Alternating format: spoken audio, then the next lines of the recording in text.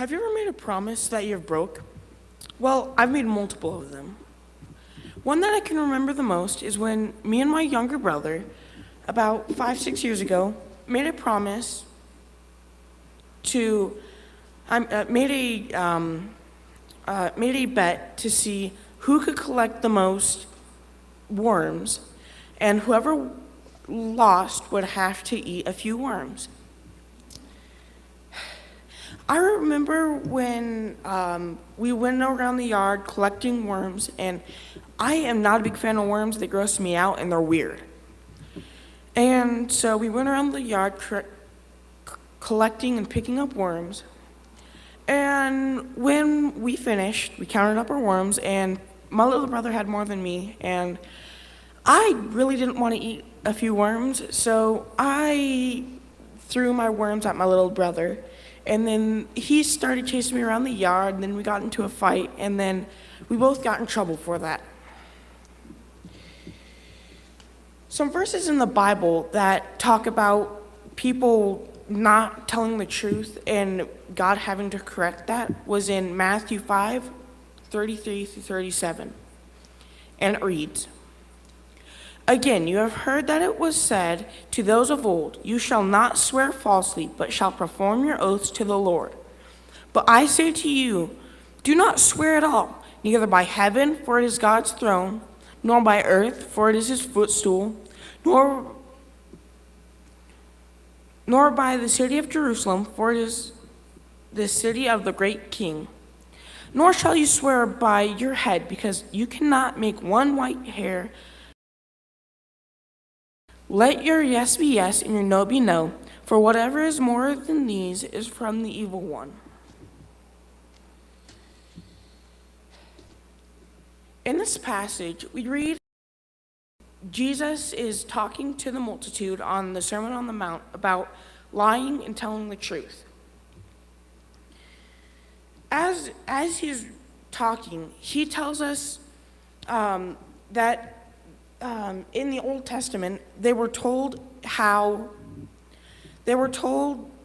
that whenever you promise, use the Lord's name to bear witness to that.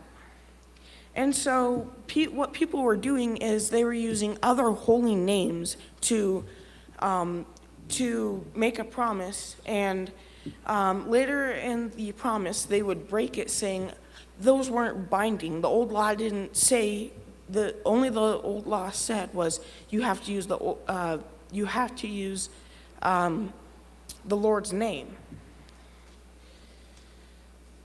But as we go on to find out that we shouldn't even have to make a promise.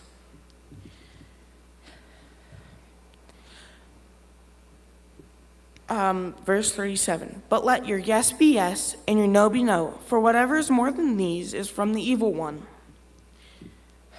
After we read that, we find out that we shouldn't have to make promises. All we have to do is say a word like yes, and let your yes be yes and your no be no, which means you don't need to cross your heart and hope to die, but all you need to do is have your word be trustable.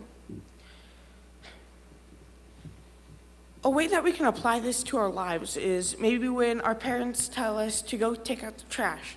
We don't stay on the couch eating chicken nuggets and not go do what we were asked.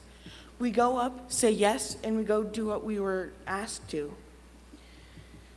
Or like when we're doing a job and our boss asks us to go do something, we don't stand around still at our desk doing nothing. We go and do the assignment that was asked of us. Some people that I know as trustable people are my parents.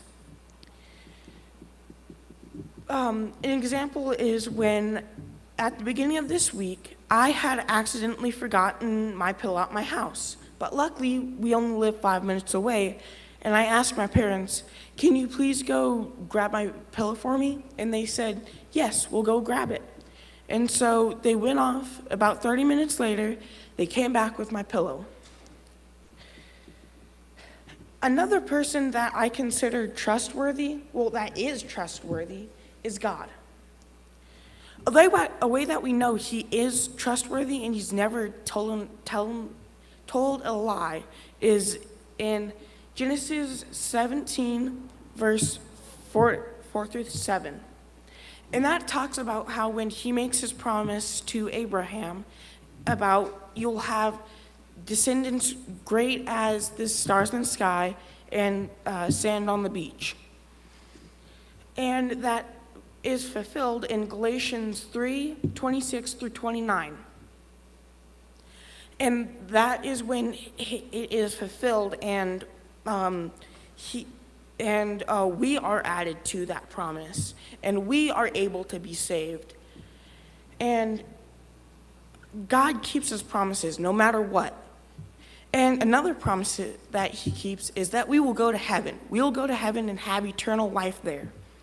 We will not have any suffering. We will not have any crying. And there will be eternal life there.